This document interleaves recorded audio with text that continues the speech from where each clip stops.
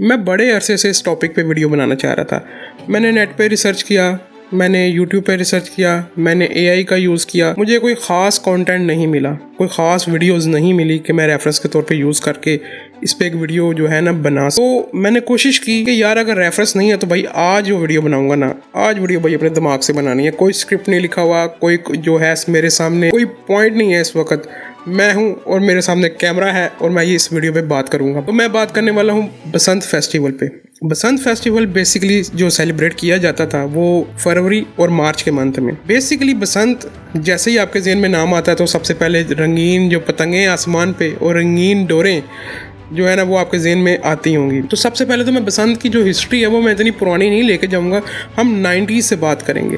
तो 90s से बात करें तो जो बेसिक बसंत है ना वो लाहौर शहर से जो है ना दूसरे शहरों में आई है पंजाब के। अब लाहौर की जो बसंत होती थी ना वो जब भी सेलिब्रेट की जाती थी तो दूसरे मुल्कों के लोग भी आके जो है ना बसंत सेलिब्रेट करते थे। इवन के हुकूमती लेवल पे जो है ना ये बसंत को मनाया जाता था लाहौर में। अगर हम 90s की बात कर ही रहे हैं तो यहाँ पे सबसे पहले जब आप गुजरते थे रोड्स के ऊपर तो आपको डोरें लगती हुई नज़र आती थी। पतंगें जो है दुकानों के बाहर जो थी वो लगी हुई सामने नज़र आ रही होती थी कि पतंगें और डोरें जो है ना वो आ गई हैं। तो इसकी तैयारी भी कुछ इस तरह ही होती थी जैसे हम किसी ईद या की त्यौहार का जो सेलिब्रेट करते हैं उससे पहले हम एक हफ्ता 2 हफ्ते पहले तैयारी करते हैं।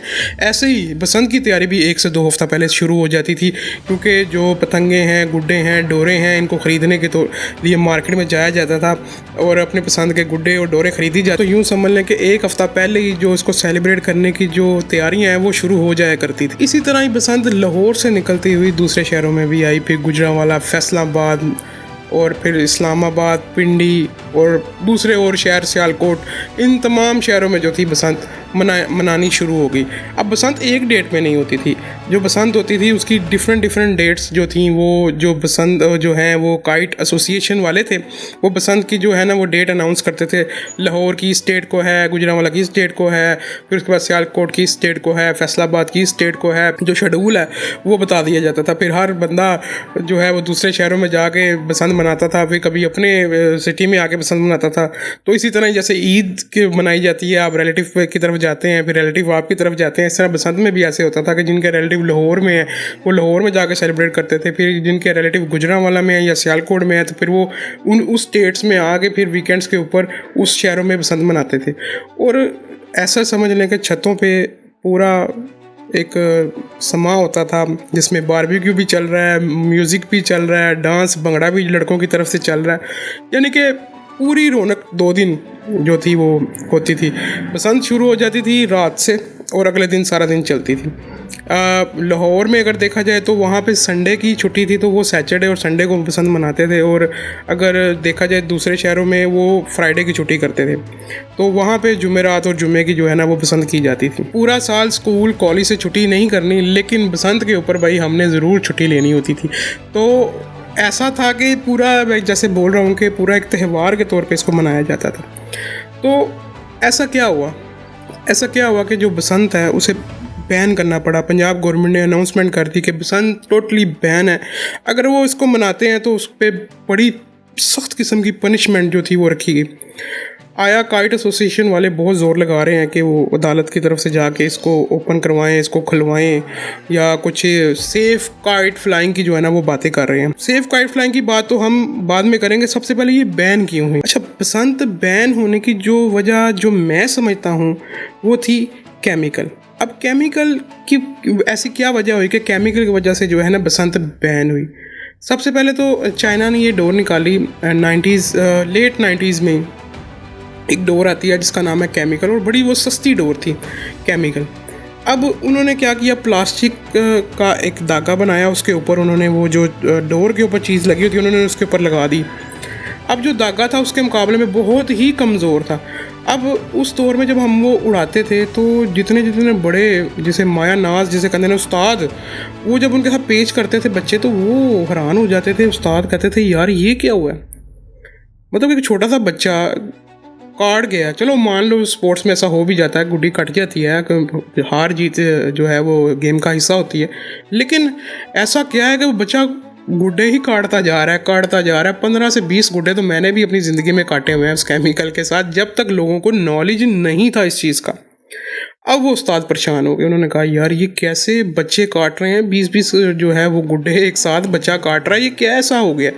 अब यकीन करें, बसंत की रात को हम अक्सर केमिकल के साथ ही गुड्डे उड़ाते थे, तो मैं और मेरे कज़न ने जब उड़ानी तो मैंने गिन के 15 से 20 गुड्डे काटे थे रात के टाइम। और यकीन माने रात को आप 1 से 2 गुड्डा काट के, इससे ज़्यादा गुड्डे नहीं काट सकते, क्योंकि अगर आप डोर के साथ उड़ा रहे हैं तो ऐसी कोई डोर लग जाती है, ऐसा ही कोई नज़र नहीं आता कोई गुड्डा जो आगे से आ जाता है, आपको गुड्डा कट जाता है।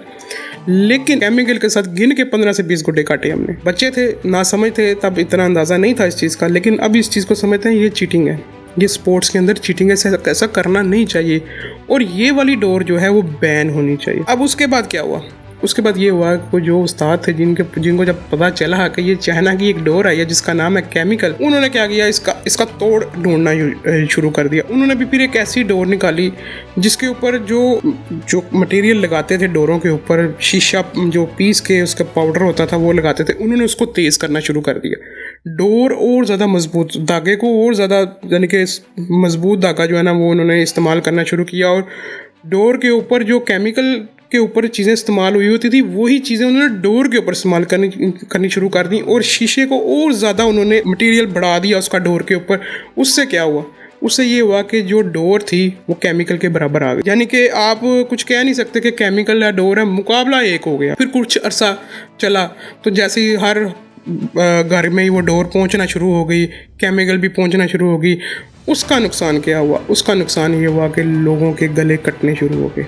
अब जो ये स्पोर्ट्स जो इसे मैं बसंत का नाम दे रहा हूँ, अब ये मौत का खेल बन गया। अब आप इसको जितना मर्जी सेफ काइट फ्लाइंग की बात करेंगे, जितना मर्जी छतों पे आप चढ़ के उड़ा रहे हैं और सेफ काइट फ्लाइंग की बात करेंगे, कभी ऐसा नहीं होगा किसी को डोर ना लगे, उसका गला ना कटे और वो उसकी डेथ ना हो। डोरें तो उस वक्त भी लोगों के गले में लगती थी लेकिन जख्म होता था। अब जिसके भी गले में लगती है उसका गला ही कट जाता है और उसकी फ़ौरन ही वहाँ पे डेथ हो जाती है। तो इसको देखते हुए पंजाब गवर्नमेंट ने कहा जी अब ये परमानेंट तौर पे बैन है। सेफ काइट फ्लाइंग क्या पॉसिबल है? जो ये लोग बात करते हैं कि नहीं जी लोगों को घरों में रहना चाहिए, 2 दिन बसंत फेस्टिवल की इजाज़त मिले और मोटरसाइकिल वालों को बोलो कि वो जो है ना घरों में रहें, 2 दिन घरों से बाहर ना निकलें।